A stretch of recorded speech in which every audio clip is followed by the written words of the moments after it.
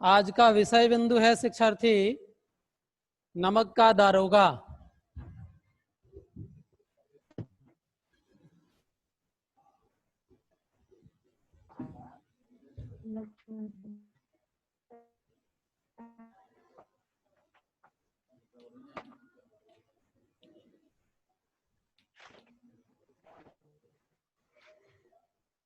नमक का दारोगा।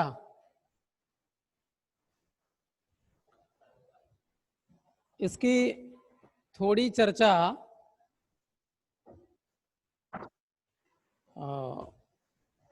पिछले क्लास में की गई थी।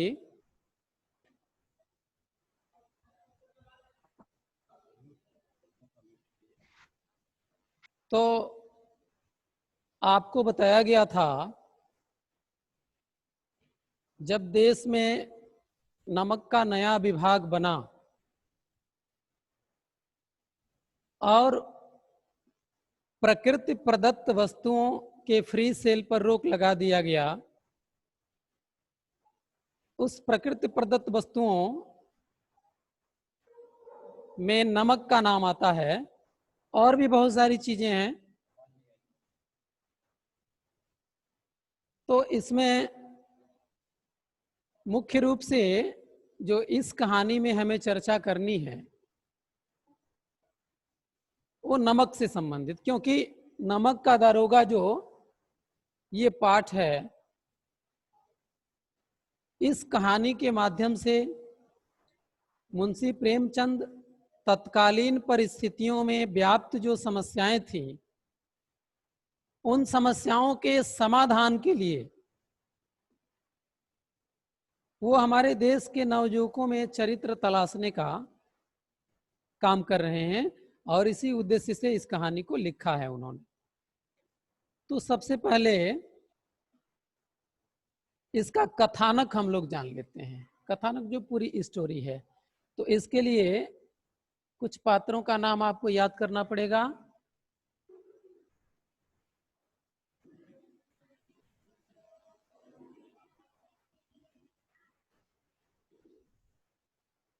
वंशीधर जो नवयुवक हैं,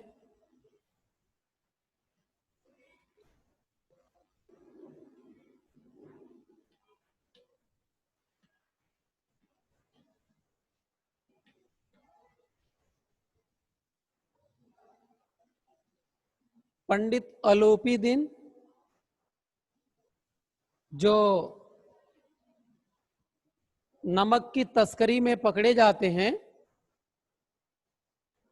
इस कहानी में इनका जो चरित्र है वो खल पात्र के रूप में है। एक और पात्र हैं जमादार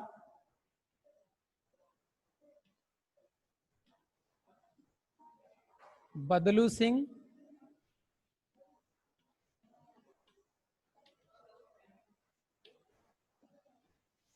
आप इन्हें सिपाही बदलू सिंह समझ सकते हैं। तत्कालीन बोलचाल की भाषा के हिसाब से ये नाम दिया गया है, किंतु ये सिपाही हैं। इसके अतिरिक्त और भी गौड़ पात्र हैं। ये बंशीधर के पिता भी हैं, यहीं पर लिख देते हैं पिता।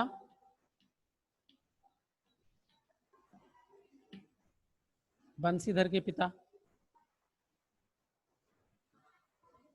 वकील इत्यादि। तो हमें ये जानना है कि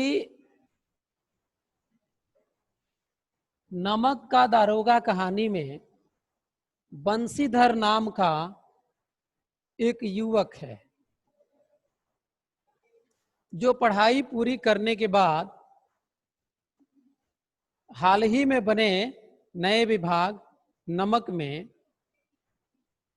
दरोगा पद के लिए अपनी अर्जी डालता है। तो तत्कालीन भाषा में ये दारोगा कहा जाता था, अब तो बोलचाल में हम लोग दरोगा कहते हैं। जैसे थाने में वो देखा होगा आप लोगों ने, सिंगल स्टार डबल स्टार ये लगा होता है, दरोगा कहे जाते हैं। वो पद के हिसाब से स्टार उनके लगते जाते हैं। तो ये इस समय देखेंगे ये दारोगा शब्द लिखा हुआ है, तो आप लिखते समय दारोगा शब्द ही लिखेंगे। ये तुर्की भाषा का शब्द है, तत्कालीन परिस्थितियों में ये बोलचाल में इस शब्द का प्रयोग होता था। तो बंशीधर पढ़ाई पूरी करने के बाद नमक विभाग में दारोगा के पद पर सेलेक्ट हो जाते हैं, और जैसे ही ये सेलेक्ट होते हैं, इनके पिता जो वृद्ध मुंशी हैं, जो वृद्ध पिता हैं, अपने जीवन के अनुभवों को अपने बच्चे को, अपने बेटे यानी बंशीधर को बताते हैं, और उसमें जो अनुभव हैं, पिता के जो अनुभव हैं, उन अनुभवों में तत्कालीन परिस्थितियों के प्रति करारा व्यंग भी है मुंशी प्रेमचंद का। क्या कहा उन्होंने कि नौकरी में ओहदे पर ध्यान मत देना, ऊपरी आमदनी पर ध्यान देना। और एक आध बातें उन्होंने बताई कि गरज वाले आदमी को दबा करके अधिक से अधिक उगाही की जा सकती है, मौके का फायदा उठाना। घरेलू परिस्थितियों को भी बताया कि बेटियां हैं घास फूस की तरह बढ़ती जा रही हैं। ये बात तत्कालीन परिस्थितियों में दहेज की जो विकराल समस्या थी, उस दृश्य को चित्रित करती है कि बेटियों की जल्दी जल्दी बढ़ने की चिंता का मतलब जल्दी से दहेज की समस्या में फंसना। फिर उन्होंने ये भी बताया कि पहले ही मैं कर्ज में दबा हूं, तो मैंने अपने जीवन का सारा अनुभव आपको बताया और आप अपनी समझदारी से काम कीजिएगा। कुल मिलाकर के जो बंशीधर के पिता की जो नसीहत थी, उस नसीहत में यही था कि जेन केन प्रकारेण धन की उगाही होनी चाहिए, भले ही रिश्वतखोरी का ही सहारा क्यों न लेना पड़े। आज तो रिश्वतखोरी को इज्जत की जुबान से डोनेशन कहा जाता है। मुंशी प्रेमचंद ने इस कहानी का उद्घाटन करते समय इस बात को ध्यान में रखा है कि वो जो रिश्वतखोरी की समस्या थी उस समय, वो समाज के लिए घातक थी। उन परिस्थितियों को चित्रित करके हम नवयुवकों में से एक ऐसे चरित्र का वो निर्माण करना चाहते हैं जो चोरी, फरेबी, रिश्वतखोरी, इन सब चीज़ों से दूर हो और लोक समुदाय का सहयोग करे अपने कर्तव्यों का पालन करते हुए। तो बंशीधर अपने पिता की नसीहत लेकर के जाते हैं नमक विभाग में। ये इतने व्यवहार कुशल हैं, यहां याद रखना होगा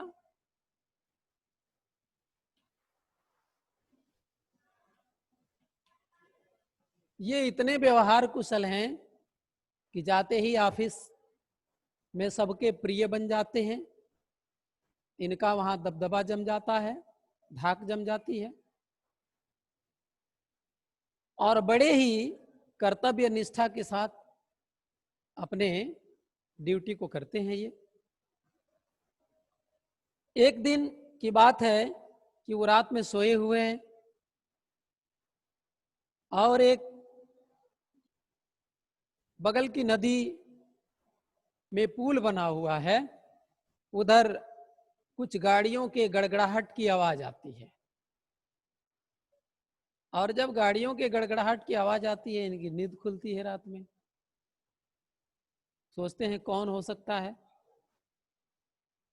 रात में सिर्फ जमादार बदलू सिंह को लेकर के, एक सिपाही को लेकर के घोड़े पर सवार होते हैं और तमंचा लेकर के, वो जो रिवॉल्वर होती है, वो नदी के पुल के तरफ चल पड़ते हैं। जाते हैं तो बड़ी संख्या में, 40 की संख्या में गाड़ियां वहां लगी हुई हैं। जाते हैं तो प्रश्न करते हैं किसकी गाड़ियां हैं। तो थोड़ी देर जो गाड़ी चलाने वाले हैं, गाड़ी हाँकने वाले, ये गाड़ी आज की जैसी ये मोटर गाड़ी नहीं थी, वो बैलगाड़ी हुआ करती थी। मुंशी प्रेमचंद का जो जन्म है सन 1880 है, तो निश्चित रूप से 19वीं सदी थी। 1880 के बाद वो 1850 के आसपास का जो दौर था, यानी जो 19वीं सदी का जो दौर था, 1880 के बाद वाला जो दौर था, उस समय अभी बैलगाड़ी का प्रचलन था। आज भी कहीं कहीं बैलगाड़ी दिख जाते हैं कभी कभार। तो वो बैलगाड़ी का दौर था। तो पूछते हैं ये गाड़ियां किसकी हैं। तो थोड़ी देर बाद आवाज आती है पंडित आलोपी। लिखते समय आलोपी मत लिखिएगा आप, यहाँ अ लिखेंगे, यहाँ आ का मात्रा नहीं है। यहाँ प्रायः दरोगा बोला जाता है, यहाँ पर आ का मात्रा है। ये दारोगा शब्द लिखते समय ध्यान देंगे, इसमें गलतियां हो सकती हैं। यहाँ पर दारोगा है, यहाँ पर अलोपी है, आ नहीं लिखेंगे। हाँ, तो गाड़ियां पंडित अलोपी दिन की हैं।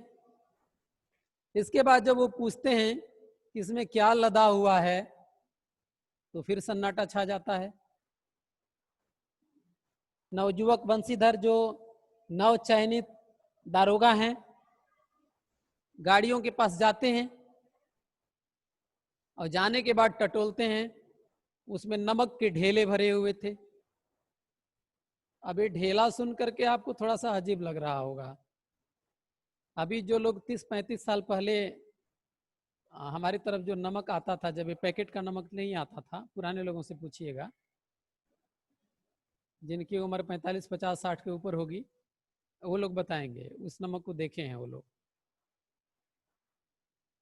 तो वो ढेले जैसा नमक होता था, ऐसे बड़ा बड़ा पत्थर का टुकड़ा जैसे, और उसको फोड़ फोड़ करके पीस करके वो काम में लाया जाता था। बाद में वो पीस करके और वो पैकेट में भर करके आने लगा, तरह तरह के नमक का प्रचार हुआ। तो नमक के ढेले थे। उस समय ऐसा था कि नमक का फ्री सेल नहीं था, नमक आप नहीं बेच सकते थे खुलेआम, अंग्रेजी शासन व्यवस्था थी। और आपको यहीं पर पता भी होगा कि 1930 में महात्मा गांधी ने साल्ट मार्च किया था, दांडी यात्रा, जिसका उद्देश्य ये था कि अंग्रेजों के द्वारा जो नमक पर टैक्स लगाया गया है, कर लगाया गया है, उसे उसमें हम सहयोग नहीं करेंगे, हम नहीं देंगे टैक्स। ये 1930 में हुआ। तो 1930 के पहले वाला जो समय था वो वही था जिसमें नमक पर टैक्स इत्यादि लगता था, फ्री सेल नहीं हो सकता था। तो उसमें जब पाते हैं कि नमक की गाड़ियां, तो अब सूचना मिलती, इसकी सूचना जो है जैसे ही उनको मिलती है, वो फिर एक प्रश्न करते हैं कहाँ जा रही हैं, तो कानपुर। ये आलोपी दिन कौन, तो दातागंज वाले। ये दातागंज और कानपुर याद रखिएगा, आपको मालूम हो जाएगा इसका सिचुएशन। कानपुर को गाड़ियां जा रही थी, ये दातागंज वाले आलोपी दिन। और जो दातागंज वाले पंडित आलोपी दिन हैं, वो बहुत बड़े जमींदार। यहाँ भी कंफ्यूजन नहीं होना चाहिए कि वो पंडित थे, जमींदार आज बोलचाल की भाषा में जमींदार जिमदार ये जाति सूचक समझा जाने लगा है अब, जबकि वो एक पदवी होती थी। तत्कालीन शासन व्यवस्था में जमींदारी का एक पोस्ट होता था, जमींदार लोग होते थे। कुछ दिनों बाद तक जमींदारी जब नहीं भी रही तो भी सम्मान सूचक दृष्टि से जमींदार का नाम लिया जाता रहा। तो यहाँ पर आपको ये परेशान होने की जरूरत नहीं है कि पंडित अलोपी दिन वो थे या नहीं थे। इसमें मुंशी प्रेमचंद ने पात्र का चयन किया है, पात्र बनाया है पंडित अलोपी दिन नाम के। ये सच में ऐसा थे ये कोई जरूरी नहीं है, वो एक कैरेक्टर बनाया है, ये रोल प्ले कर रहे हैं। जो भी कैरेक्टर हैं इसमें, बंसीधर भी पात्र हैं, ये भी पात्र हैं, किरदार जिसको कहा जाता है। तो ये उधर से रथ से झूमते हुए आ रहे हैं, दारोगा जी से कह रहे हैं कि अरे साहब मैं तो खुद ही आपकी सेवा में आ रहा था, ऐसा कैसे हो सकता है कि मैं इधर से जाऊं और इस घाट के देवता को पूजा न चढ़ाऊं। इसका मतलब क्या हुआ, घाट के देवता को पूजा न चढ़ाऊं, अपने आप में इसमें बैंक है। मतलब यहां पर जो है उनको मैं रिश्वत न दूं, ऐसा तो हो ही नहीं सकता। तो ये तत्कालीन परिस्थितियों को उजागर करता है कि उस समय घाट के देवता को पूजा चढ़ाया जाता था, यानी कदम दर कदम जो है वो रिश्वत दी जाती थी। ये रिश्वत की व्यवस्था चरम सीमा पर थी, आज भी है, ये बताने की आवश्यकता नहीं है। लेकिन ये अच्छा नहीं है, लोकतंत्र की दृष्टि से अच्छा नहीं है, पूरे मानवता के लिए भी अच्छा नहीं है। हमारे पहले के साहित्यकारों ने भी प्रयास किया है, आज भी प्रयास किए जाते हैं। तो ये पैसा देना शुरू करते हैं, 5,000 ले लीजिए, आखिर मुझे आप पकड़ लेंगे तो आपको क्या फायदा होगा, 5,000 रुपये रिश्वत ले लीजिए, डोनेट करना चाहते हैं। ये कहते हैं कि नहीं, ये धन मुझे कर्तव्य मार्ग से हटा नहीं सकता। बात बढ़ती जाती है, 10,000, 15,000, 20,000। यहां पर एक शब्द का प्रयोग किया गया, वहां देखिएगा, किताब में पढ़िएगा, कहानी में, कि धन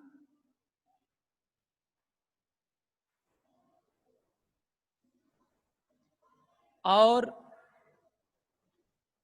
धर्म, धन और धर्म में संग्राम छिड़ गया। धन जो है उछल उछल करके धर्म के ऊपर प्रहार करना शुरू कर दिया। इसका मतलब क्या है, धन और धर्म में संग्राम छिड़ गया। धन क्या था, 5,000 ले लीजिए। धर्म क्या कहता है, मैं अपने कर्तव्य मार्ग से नहीं हट सकता, आप पकड़े गए हैं नमक की तस्करी में, तो नमक के तस्कर के रूप में हथकड़ी लगेगी और कोर्ट में जाना होगा आपको। धन फिर हमला करता है, 10,000, 15,000, 20,000, 25,000, 30,000, क्या 40,000 में भी संभव नहीं है, पंडित अलोपी दिन ने कहा। तो बंसीधर क्या कहते हैं, 40,000 नहीं, 40 लाख भी मुझे इस समय अपने कर्तव्य मार्ग से हटा नहीं सकते। तो यहां पर क्या हो गई, धर्म का मतलब जो ड्यूटी आपकी है, जो कर्तव्य है हमारा है, यदि हम अपने कर्तव्यों को निष्ठा के साथ पालन कर रहे हैं तो मैं धार्मिक हैं, धर्मनिष्ठ व्यक्ति हूं, यदि ऐसा है तो। और यदि अपने कर्तव्यों का पालन ठीक ढंग से नहीं कर रहा हूं तो मुझसे बड़ा धर्मी कोई हो ही नहीं सकता। यही बात आप सबों पर भी लागू होती है, चाहे कितना हूं आप धार्मिक प्रवृत्ति के होने का दिखावा करें, धर्म यही है। मुंशी बंसीधर उस समय अपने धर्म का पालन कर रहे हैं क्योंकि कर्तव्यों का पालन कर रहे हैं। धन उछल उछल करके धर्म पर आक्रमण करता है, संख्यांक प्रहार, परंतु धर्म अडिग अटल अपने मार्ग में खड़ा है। यहां पर धर्म जो है, यहां पर बंसीधर धर्म के प्रतीक हैं और अलोपी दिन अधर्म के प्रतीक हैं। पत्ती में अंत में क्या होता है कि पंडित अलोपी दिन को गिरफ्तार करने के लिए आदेश देते हैं। जमादार बदलू सिंह आगे बढ़ते हैं, उनके कदम पीछे हटते हैं। मैं लूट जाऊंगा, बर्बाद हो जाऊंगा, समाज में जो मेरी प्रतिष्ठा है वो मिट जाएगी, मैं कहीं का नहीं रह जाऊंगा, बाबू साहब दया कीजिए। परंतु बंसीधर अपने कर्तव्य मार्ग से हटते नहीं है। ये गिरफ्तार होते हैं, कोर्ट में ले जाए जाते हैं। रातों रात खबर चारों तरफ फैल जाती है। बड़ा आश्चर्य होता है। में लिखा होगा, दुनिया सोती थी पर दुनिया की जीभ जागती थी। पढ़ेंगे आप, मिलेगा। रातों रात चर्चा हुई, जैसे सनसनीखेज हो गई। और लोगों को बड़ा आश्चर्य हुआ कि पंडित बंसीधर जैसे प्रतिष्ठित और धनाढ्य व्यक्ति कानून के शिकंजे में आ गए। लोगों को आश्चर्य हुआ, लेकिन इस बात का नहीं कि ऐसा प्रतिष्ठित दिखने वाला व्यक्ति, ऐसा श्वेत पोष व्यक्ति भी, ऐसा व्हाइट कलर क्रिमिनल भी ऐसा कर्म कर सकता है। इस बात पर आश्चर्य नहीं हो रहा था लोगों को। आश्चर्य इस बात पर हो रही थी कि इतने बड़े पहुंच पकड़ वाला आदमी कानून के शिकंजे में कैसे आ गया। इस पर आश्चर्य हो रहा था। फिर क्या हुआ, वहां अदालत में भी धन बल पर पंडित अलोपीदीन वकीलों को खरीद लिया, पूरी न्याय व्यवस्था को खरीद ली गई। और निर्णय क्या सुनाया गया? कोर्ट से यह निर्देश आया कि यद्यपि कि बंसीधर की नमक हलाली कुछ ज्यादा ही बढ़ गई थी। वो कर्तव्यनिष्ठ व्यक्ति है, अपनी ड्यूटी को ईमानदारी से करता है, इसके लिए वो धन्यवाद का पात्र है। किंतु उसकी नमक हलाली कुछ ज्यादा ही बढ़ गई थी। नमक हलाली मतलब नमक का शरीयत देने वाला, और नमक हराम का मतलब नमक का शरीयत नहीं देता है। दो शब्द है, नमक हराम और नमक हलाल। नमक हलाल तो कोई पिक्चर भी बनी है, आप देखे होंगे। तो नमक हलाल का मतलब होता है कि जो नमक की शरीयत देता है, जो ईमानदारी से काम करता है। और नमक हराम का मतलब जो बेईमान होता है। तो इसकी नमक हलाली माने ईमानदारी कुछ ज्यादा ही बढ़ गई थी, इसलिए जोशो खरोश में उसने ऐसा निर्णय लिया।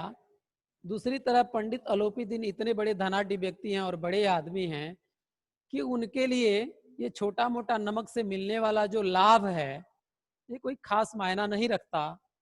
इसलिए इतना बड़ा आदमी इस तरह की घटिया हरकत कर ही नहीं सकता। आइंदे से बंसीधर को होशियार रहना चाहिए और इसका ख्याल रखना चाहिए कि प्रतिष्ठित व्यक्ति की प्रतिष्ठा को बनाए रखा जाए। ऐसा न्यायिक जो परिमंडल था वहां से निर्देश मिला। और जो साक्षात अपराधी पंडित अलोपीदीन थे, उनको छोड़ दिया जाता है। इतना ही नहीं, कुछ दिनों पर पश्चात मुंशी बंसीधर के लिए मुअत्तली का परवाना आ जाता है। वो बर्खास्त कर दिया जाता है, नौकरी से ही हटा दिया जाता है। सस्पेंड भी नहीं किया जाता कि फिर बहाली हो जाए, एकदम बर्खास्त कर दिया गया। मुअत्तली का परवाना आ गया, लेटर आ गया कि आपको नौकरी से सीधे बाहर किया जा रहा है। अब क्या,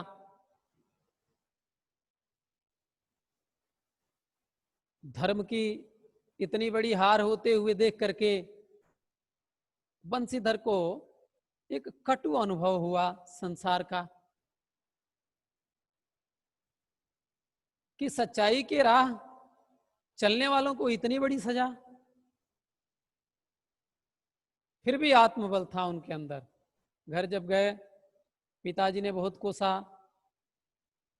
मैं पहले ही इसको समझाया था, बहुत बड़ा हरिश्चंद्र बनने चला था ये। पत्नी बोलना छोड़ दी, माताजी भी नाराज हो गई, चारों तरफ से इनको निराशा हाथ लगी। कहानी में थोड़ा सा मोड़ आता है। कुछ दिनों पश्चात पंडित अलोपीदीन को ऐसी आवश्यकता महसूस होती है कि अब मैं बूढ़ा हो चला और अपने जमीन जायदाद जो मेरा कारोबार है उसके लिए मुझे एक अस्थाई मैनेजर की आवश्यकता है। वो चाहते थे कि एक अस्थाई मैनेजर नियुक्त कर दूं जो हमारे कार्यभार को कम करे, और इसके लिए एक ईमानदार व्यक्ति को तलाशने की बात उनके दिमाग में आई। लगे ढूंढने, जितने अपने सगे संबंधी थे, उनके संपर्क में काम कर चुके जितने लोग थे, सब पर जब नजर उन्होंने दौड़ाई तो पाया कि सब कहीं ना कहीं बेईमान ही दिखते हैं। ईमानदारी का तो कहीं नामो निशान नहीं। देखिए, ईमानदारी एक ऐसा गुण है कि ईमानदार व्यक्ति तो ईमानदारी की कद्र करता ही है, बेईमान व्यक्ति भी ईमानदारी की कद्र करता है। वो उसकी, आप जैसे देखिए, मान लीजिए कि जो चोरी करते हो, ठीक है, वो तो बेईमान है, चोरी करके लाते हैं। लेकिन यदि कई चोर बैठे हों एक जगह तो बेईमानी से लूट करके लाए हुए धन को ये चाहेंगे कि ईमानदारी से बांटा जाए। तो प्रमाणित है, चोर भी ईमानदारी को महत्व देता है। भले अवसर पा करके वो अपना काम निकालने के लिए बेईमानी कर ले, लेकिन वो बेईमान व्यक्ति भी उसके जहन में कहीं ना कहीं है कि ईमानदारी आवश्यक चीज है। अलोपीदीन जब ईमानदार व्यक्ति को तलाशते तलाशते थक जाते हैं तो अचानक उनके दिमाग में एक बात आती है कि मेरे जीवन में एक व्यक्ति ऐसा आया जो सच में ईमानदार था। कौन? वही बंशीधर। और इसका मैं साक्षात प्रमाण हूं। इसके लिए किसी साक्ष्य की आवश्यकता नहीं है, मैं प्रत्यक्षदर्शी हूं उसके ईमानदारी का। 40,000 तक की रिश्वत को उसने ठुकरा दी। उससे बड़ा ईमानदार और कौन हो सकता है? यहां तक कि अपनी नौकरी से भी हाथ धो बैठा, तनिक चिंता नहीं की। चाहता तो मालो माल हो गया होता रातों रात। तो उससे बड़ा ईमानदार कोई नहीं हो सकता। अब क्या करते हैं कि रथ को सुसज्जित करते हैं। कौन? पंडित अलोपीदीन रथ को सुसज्जित करते हैं और बंशीधर के घर चल पड़ते हैं। और जब जाते हैं तो जो बंशीधर के पिता हैं वो गिड़गिड़ाना शुरू करते हैं, मेरा बेटा बड़ा गलती कर दिया, उसे ऐसा नहीं करना चाहिए था, मैंने तो पहले ही बहुत समझाया था, आदि आदि खुशामद करने में लग गए। लेकिन पंडित अलोपीदीन, सॉरी, ये बंशीधर ने क्या किया? द्वार पर आए हुए मेहमान का स्वागत किया, पर स्वाभिमान के साथ। उस समय इनके चेहरे पर लज्जा और गलानी नाम की कोई चीज नहीं थी कि मैंने गलती की। ठीक है, नौकरी से निकाल दिया गया था, लेकिन वो जानते थे कि मैं सच हूं, मुझ में कोई गलती नहीं है। रिस्पेक्ट भी किया उनका, लेकिन आत्म स्वाभिमान के साथ। वहां पर एक शब्द लिखा है, आप पढ़िएगा किताब में, कहानी में, कि गर्व ने लज्जा के सामने सिर झुका दिया। गर्व, बंशीधर को गर्व था, और अलोपीदीन लज्जित होते हुए आए थे। तो जो व्यक्ति खुद ही लज्जित हो रहा हो तो उसके सामने सिर झुकाने पर भी गर्व की रक्षा होती है, गर्व कम नहीं होता। तो गर्व ने लज्जा के सामने सिर झुका दिया, मैंने रिस्पेक्ट किया। क्या कहते हैं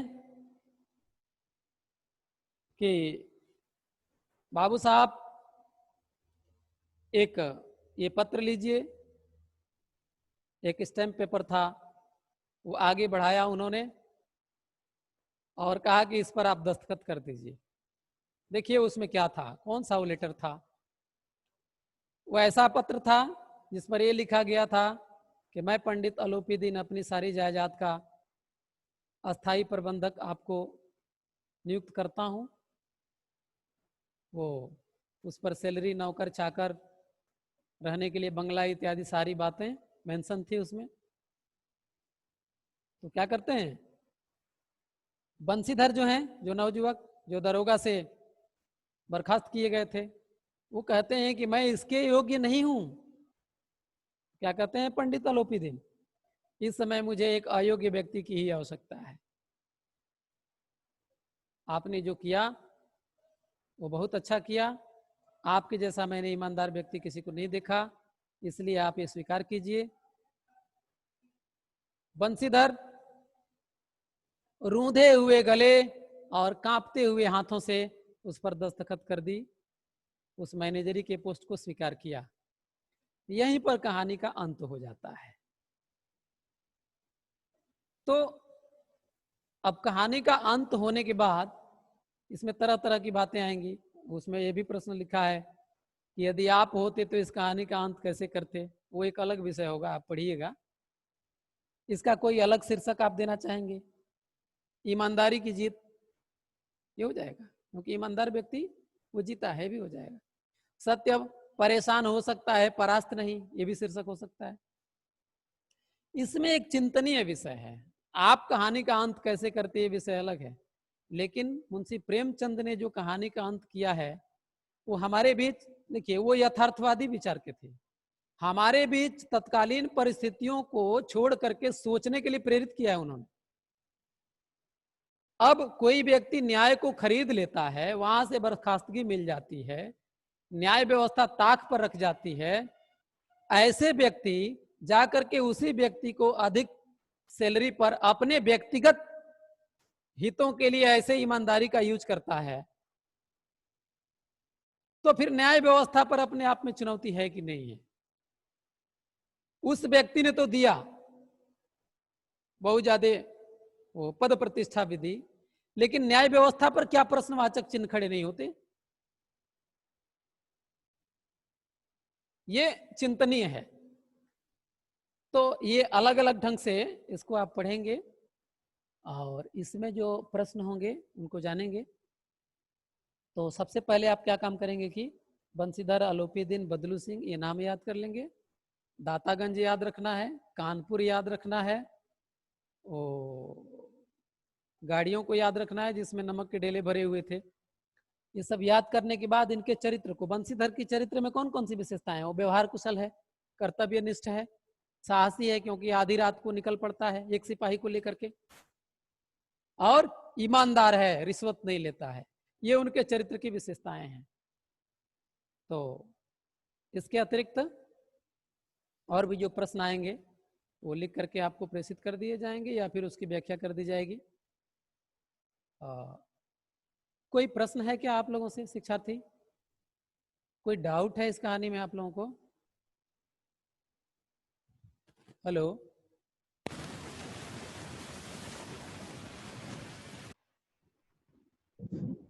हेलो, कोई डाउट है क्या आप लोगों को? Hello, hello, no sir. Clear है? इसे आप, यस सर। हाँ इसे आप यस सर। पुस्तक में जो कहानी दी गई है उसे आप लोग पढ़िएगा, पढ़ेंगे तो विधिवत समझ में आएगा। और ये पात्रों का नाम भी आप लिख लीजिएगा जैसे जैसे पढ़ते जाएंगे। तो आपने सुना, धन्यवाद।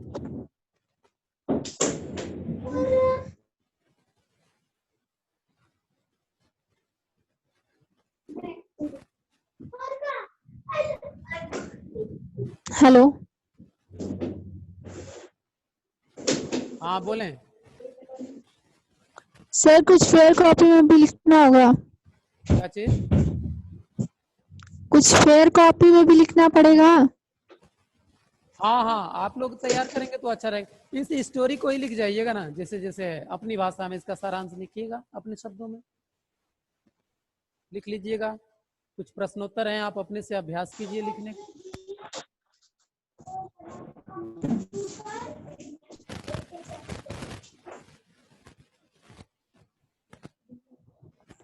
Thank you.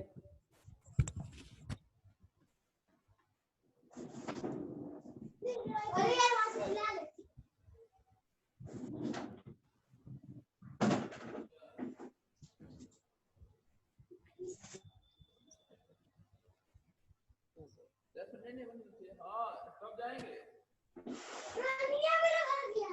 अच्छा चलिए ठीक है, अगर हो रहे हैं चल चलेंगे।